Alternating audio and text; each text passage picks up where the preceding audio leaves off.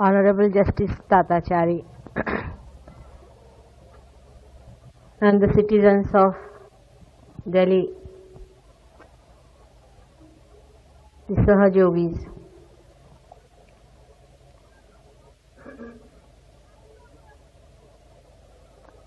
we are now at a juncture of history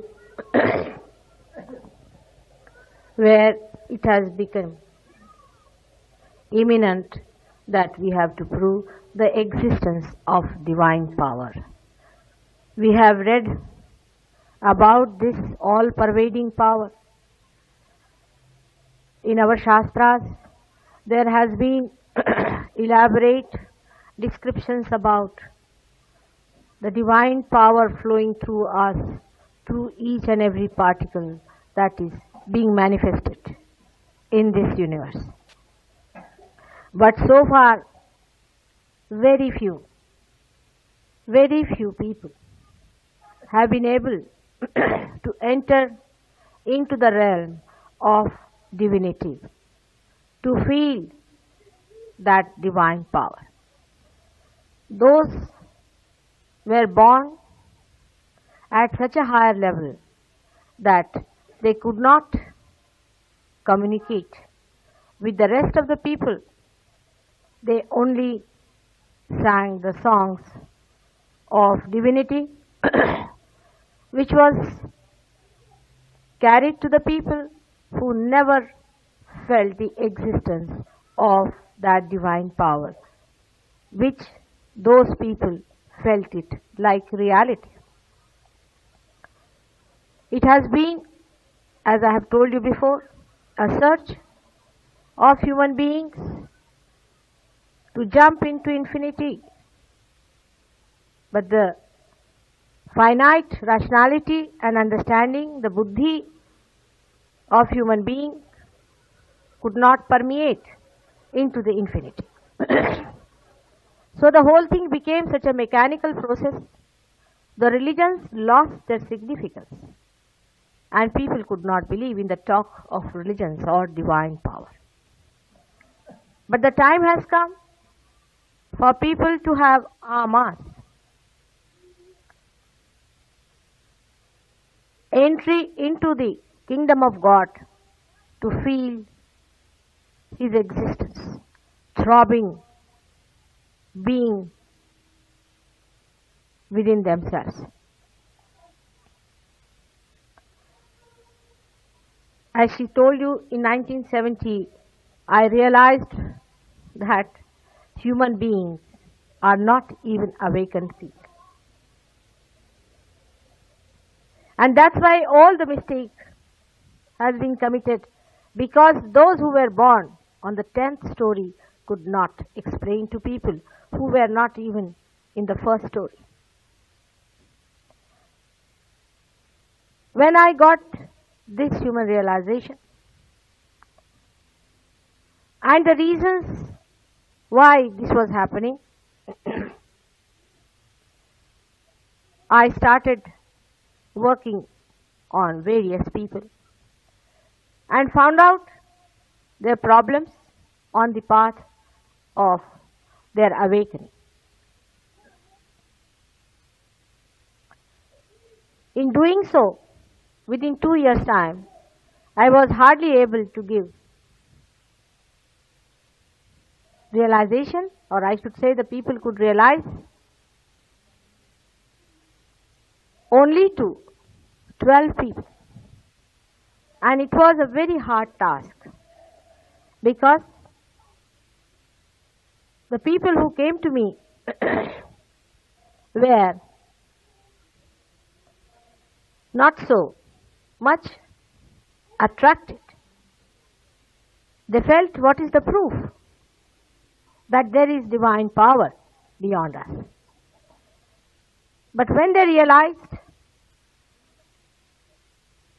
and when they started getting the vibrations from their fingertips, the vibrations which we call Chaitanya Lahari, by which they became Nirvikara, by which they started curing other people, by which they started giving awakening to other people, and giving them realization, it became a proof with them that they have reached self-actualization. It is a truth. It is not falsehood. It is not any propaganda. It has to happen within you. You cannot give false certificate to anybody that it has happened. It has to happen fully into you, and you have to feel it that it has happened. And when you use it, you know it has happened. The other day you have seen the rising of the Kundalini with your naked eyes. Some of you have never even known the word Kundalini. But you have seen the throbbing of the Kundalini, how it rose and how it came up through the spine. When the Kundalini rises, you actually can see the movement of Kundalini. There have been many people who have been talking of Kundalini awakening. Actually, none of them who say so have shown the rising of the Kundalini. The reason being, the Kundalini never rose. The Kundalini only rises when there is somebody who is already enlightened and who knows the job of rising the Kundalini. So they have described that by raising the Kundalini, you actually become very heated up, or sometimes you start dancing, sometimes you start shouting, and sometimes you get blisters all over your body. The way they have described Kundalini, one would think that it is better to remain as you are than to go into such kind of a ordeal where you get completely finished and fagged out. Kundalini is your mother, and she rests in the triangular bone which is placed higher than Muladhara chakra. The triangular bone is known as the Muladhara. You all know Sanskrit and you know what is the meaning of Muladhara. She rests there, and those who try to incite her from the wrong side, Sri Ganesha, who is sitting on the Muladhara chakra, gets angry, and that anger is expressed, which people say that the Kundalini is angry. The Kundalini will never rise. She knows your problems. She loves you. She is the only mother you have, and she has been with you for ages, for many lives. So she doesn't rise at all. She stays there. Only Sri Ganesha gets angry because he is supposed to look after the chastity of your mother, the protocol of your mother. Now, whether there is Sri Ganesha or not, we start from that. This is from the scratch one has to start. People say that they have seen Sri Ganesha symbol inside the bee. Whether there is Sri Ganesha or not can be verified in Sahaja Yoga. Because when you find somebody suffering like that, you have to request to Sri Ganesh that please don't be angry. The person has done it in his ignorance and he listens to you. Immediately you find such a person becomes cooled down. His blisters disappear and he feels very much comforted. Last time in Delhi, if you remember, there was one man who came rushing to me. First he had gone to Bombay and then came back again to Delhi. He was a resident of Delhi and he told me that somebody has excited his Kundalini. And he was running all over the place, helter-skelter, shouting, "What heat, what heat," as if lots of wasps have bitten him. I asked him, "How did you get your awakening? Who was the man who did it?" And he told me, and it was such a hideous method that decency prohibits me to talk about that. And when I saw that, I told him that how can you believe that God can be achieved through such hideous and useless method? And he was a very educated man. Then I asked Sri Ganesh that please forgive, because he doesn't know. He is an ignorant person, and somebody who tried to take some money out of him or who tried to show off his knowledge has played with his Kundalini, so please excuse him.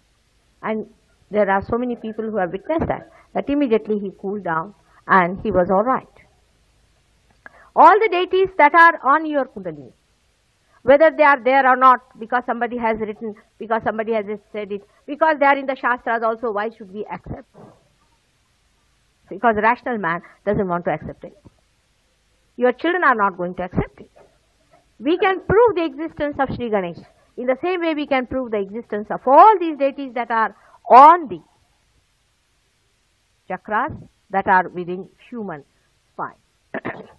Now to say of Indian culture and Hindu culture and Muslim culture and other cultures, it is most surprising that Kundalini, or we can say the primordial Kundalini of the Virata,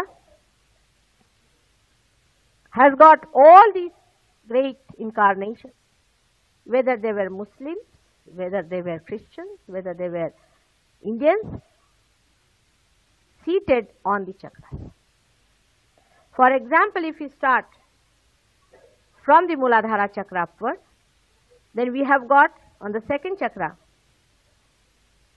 Swadhisthana chakra, Sri Brahmadeva, who is the creative power, creative aspect of God. And his power is Saraswati.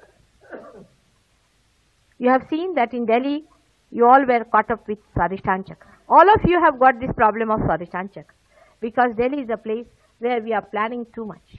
And the power of planning, the power of future thinking comes from Swadhisthana chakra. And that's why many of you are caught up with Swadhisthana chakra.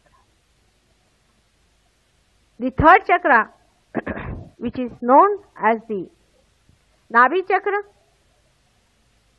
actually it is known as Manipur chakra, rests above this triangular bone, and it controls the solar plexus in the gross form in the human beings. And this is the chakra which represents our dharma, our religion. Now when I talk of religion, immediately the modern mind will get after me, saying that what are you talking of these, out of these things. When I say dharma, I mean dharaiti sadharma. You see, human beings have got certain religion, as everything has got religion. For example, you take a mango from the mango tree. If you plant it, you get the mango. Or else you can see, as I told you yesterday, that a gold bangle is gold because it is not tarnishable. That is the dharma of gold.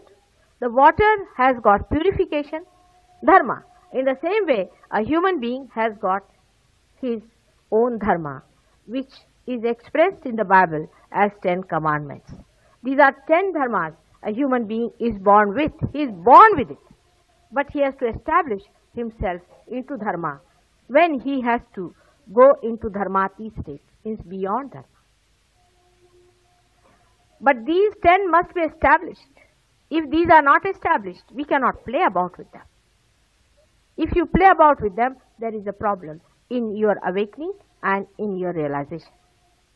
The Nabi chakra is the most important one, and there rests the great incarnation, or we can say the aspect of God, which we call as Narayana himself, Sri Vishnu, and his power is Sri Lakshmi. Vishnu represents the sustenance, the dharma aspect of God. And Vishnu is responsible for the evolution of human beings. We never find out why an amoeba has become a human being. What has made him come up to the level of a human being? And what is going to happen to this human being after all? Why is he made a human being? You are made for some purpose. What is going to happen to this human being afterwards? We never think of that. This evolutionary power comes to us through Sri Vishnu himself. Sri Vishnu is not Hindu's god. He doesn't belong to India. He doesn't belong to one particular state or one particular area. He belongs in the primordial being, in the great primordial being whom we call, as Islam they call it, Allahu Akbar.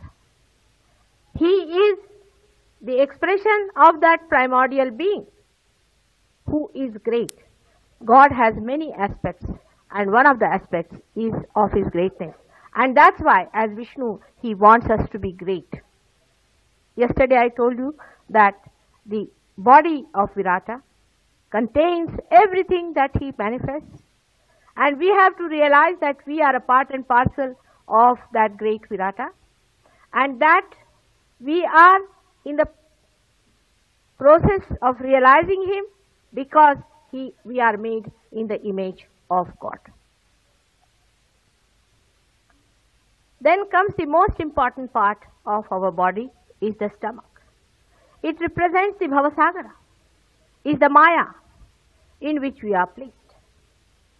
We are born in this Bhavasagara when Shri Vishnu himself incarnates again and again.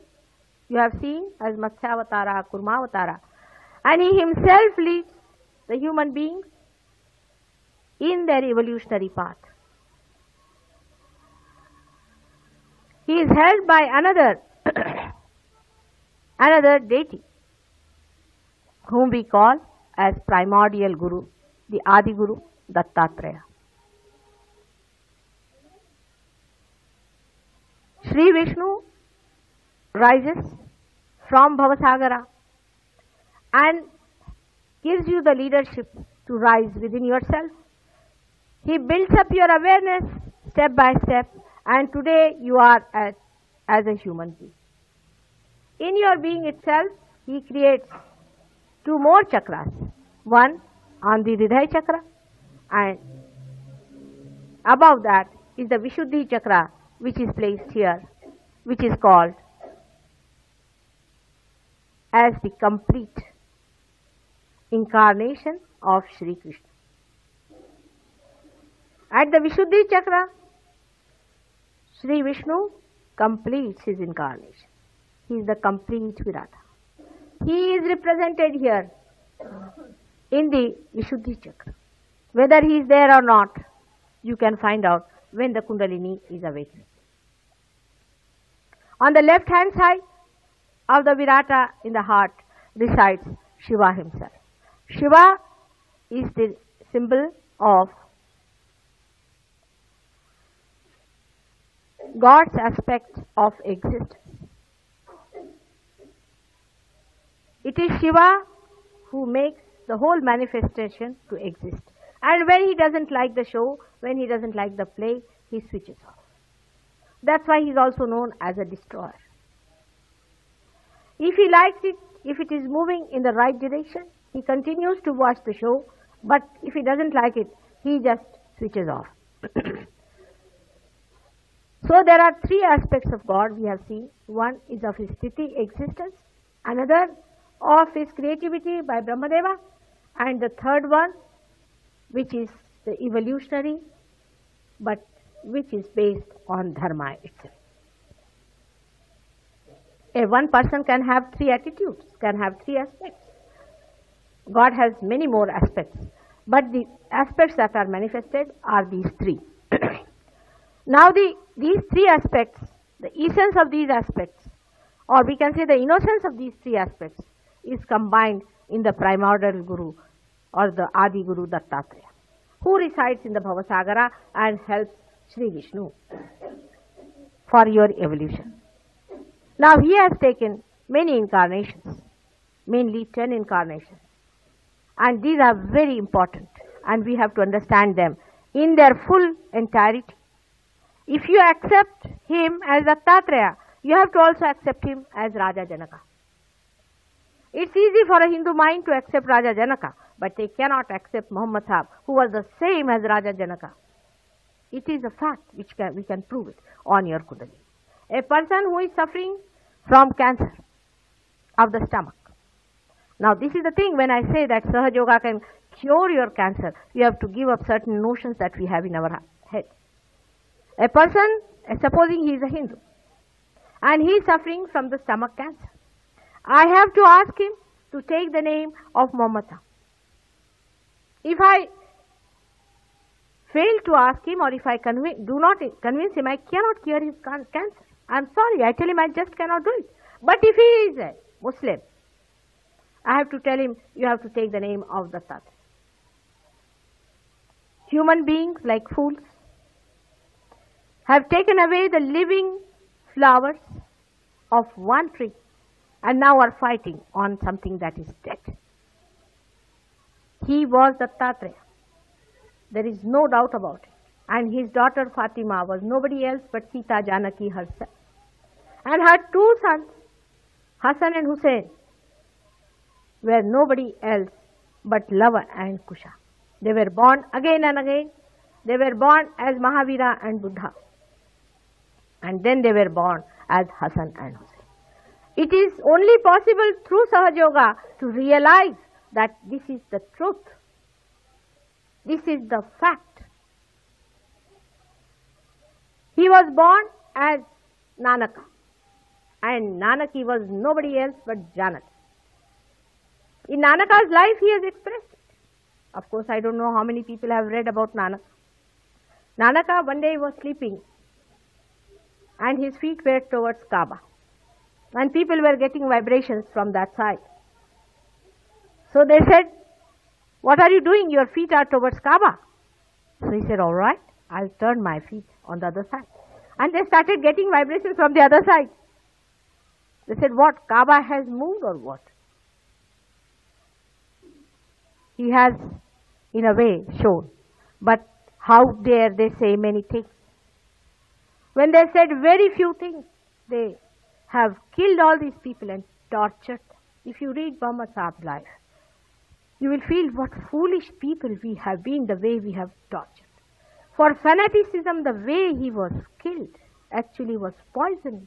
He had no place where to hide his head the way people were after him, because he was telling the truth. And fanaticism is one thing he fought.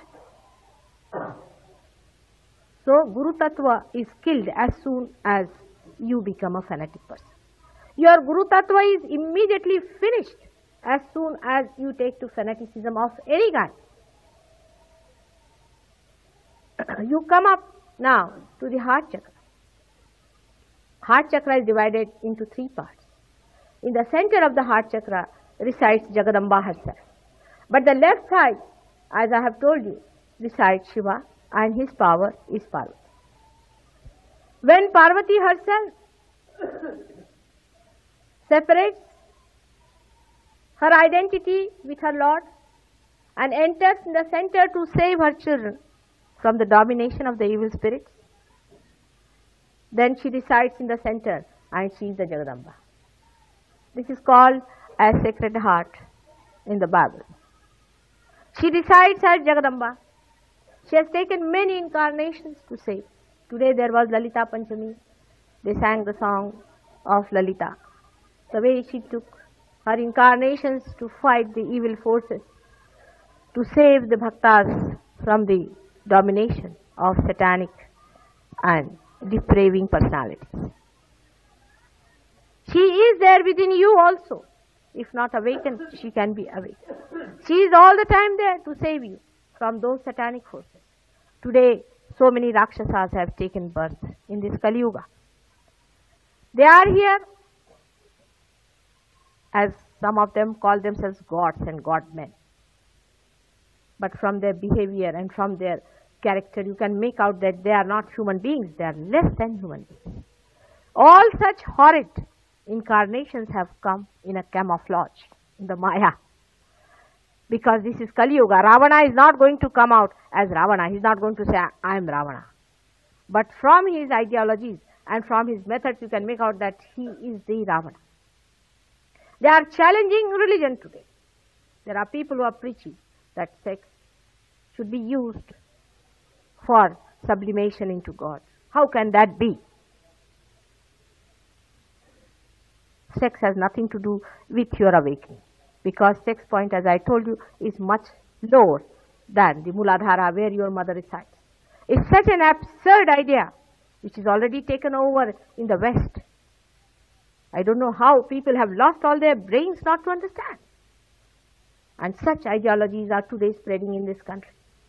And I want Justice Tatachari to put little pressure to the people who have made laws to see that these horrid things do not come, that they are not accepted by people. Because when you subject yourself to such horrible satanic forces, they come to you as entities, they possess you, you get possessed. Then you start giving everything that you have.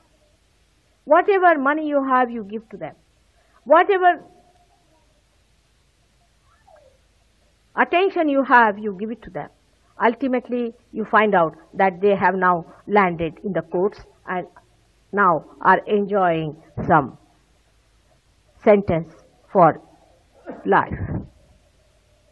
It is better that you should be all one, that you must understand that a religious person, a person who is really awakened, cannot take even a single pie from you. When you are so self-respecting, how can a person, the one who has got the blessings of God, will accept anything from you? This is the way they satisfy your ego, that you feel that you have been able to purchase a religious personality. You cannot purchase God in the market. You must understand that. And when a person tries to satisfy your ego by doing all these things, you must know that it is an act which is adharmic. Man must understand that God is above everything. It is His grace that can take you there. You cannot do anything about it. It is He who should pour His grace onto you. What can the seed do when it wants to germinate? Nothing.